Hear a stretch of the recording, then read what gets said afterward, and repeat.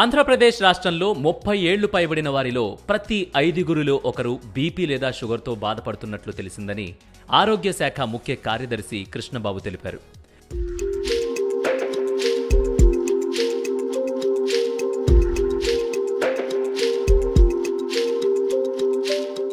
BP sugar గురించి కొత్తగా చెప్పడానికి ఏం లేదు. కానీ బీపీ ఉన్నవారికి షుగర్ వస్తుందా, షుగర్ ఉన్నవారికి బీపీ వస్తుందా అనే సందేహాలు చాలా మందికి ఉన్నాయి. అయితే 2021లో నేషనల్ లైబ్రరీ ఆఫ్ మెడిసిన్ యూకేలో ప్రచురించిన ఓ రిపోర్ట్ ప్రకారం బీపీ మరియు షుగర్కు చాలా దగ్గర సంబంధాలున్నాయి. దాదాపు చాలా మందిలో ఈ రెండు సమస్యలు ఉంటాయి. శరీరంలో తగినంత ఇన్సులిన్ లేకపోయినా లేదా ఉన్న ఇన్సులిన్ సరిగా పనిచేయకపోయినా డయాబెటిస్ వస్తుంది. ఇలా కావలసినంత ఇన్సులిన్ లేనప్పుడు గ్లూకోజ్ ఇతర శరీర కణాల్లోకి వెళ్లడానికి ఇబ్బంది పడుతుంది. అప్పుడు అది రక్తనాళాల్లో పేరుకుపోతుంది. అలా రక్తనాళాల్లో గ్లూకోజ్ లెవెల్స్ పెరగడం వల్ల రక్త ప్రసరణకు ఇబ్బంది ఏర్పడుతుంది. దానివల్ల అధిక రక్తపోటు వచ్చే ప్రమాదం ఉంటుంది.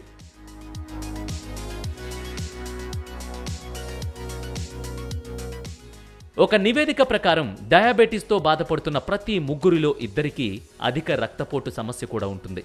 అంటే సాధారణ వ్యక్తులతో పోలిస్తే డయాబెటీస్ ఉన్నవారికి రక్తపోటు వచ్చే అవకాశాలు ఎక్కువగా ఉంటాయి. సాధారణంగా హై బీపీ ఉన్న వ్యక్తులకు ఇన్సులిన్ నిరోధకత ఎక్కువగా ఉంటుంది. అంటే సాధారణ రక్తపోటు ఉన్నవారి కంటే అధిక రక్తపోటు ఉన్నవారిలో డయాబెటీస్ వచ్చే అవకాశాలు ఎక్కువగా ఉంటాయి. బీపీ షుగర్ రెండు సమస్యలు ఉన్నవారికి గుండె సంబంధిత సమస్యలు, కిడ్నీ సమస్యలు వచ్చే ప్రమాదం ఎక్కువగానే ఉంటుంది.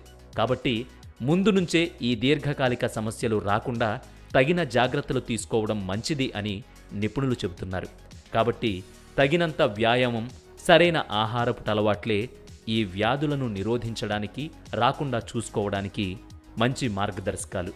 ఈ ముఖ్యమైన సమాచారాన్ని తప్పకుండా ప్రతి ఒక్కరికి షేర్ చేయండి. అంతా ఆరోగ్యంగా ఉండండి.